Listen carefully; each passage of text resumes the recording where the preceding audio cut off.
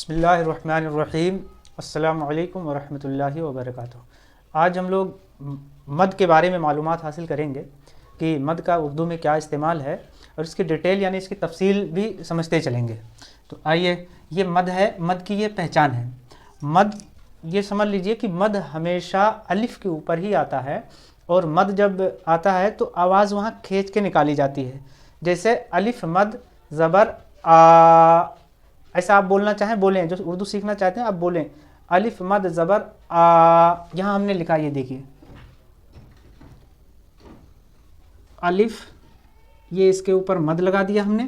مد یہیں سے بنانا ہے، اوپر سے نیچے لانا ہے، یہ ہوا الف مد۔ اب ہم اس کو پڑھیں گے آ۔ اس کی آواز یہ سمجھ لیجئے کہ آپ اگر ہندی میں سمجھنا چاہتے ہیں تو یہ ہے، یہ۔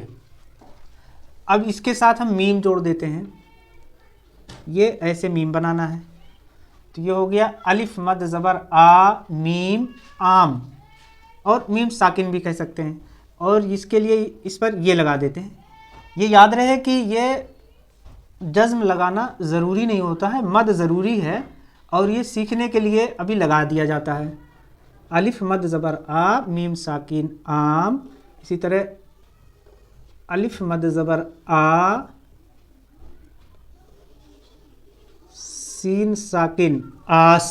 آپ ہجے اس کا ایسے بھی کر سکتے ہیں، الف مد زبر آ سین آس۔ الف مد زبر آ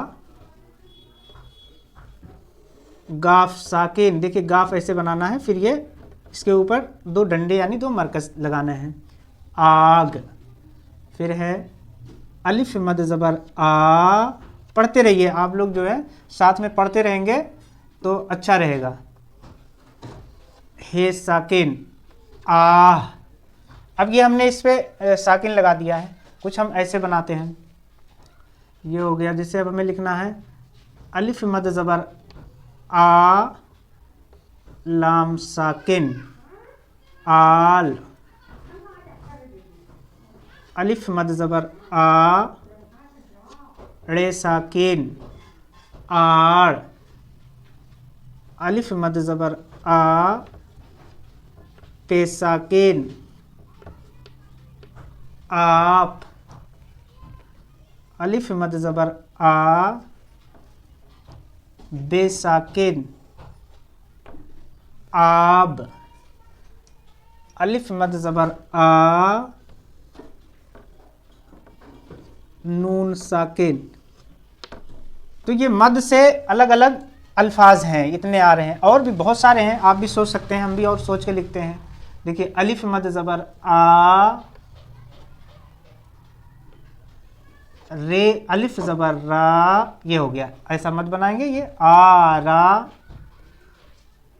اب اسی طرح الف مد زبر آ جیم، الف زبر جا آ جا،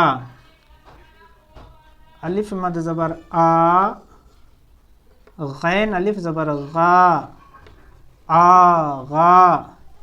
اسی طرح الف مد زبر آ پے، الف زبر پا۔ دیکھیں یہ والے بناتے ہیں کہ نیچے سے لے جانا ہوتا ہے، اس کو آگے اور بھی ہم بتائیں گے۔ آ الف مد زبر آ پے، الف زبر پا آ پا، اور الف مد زبر آ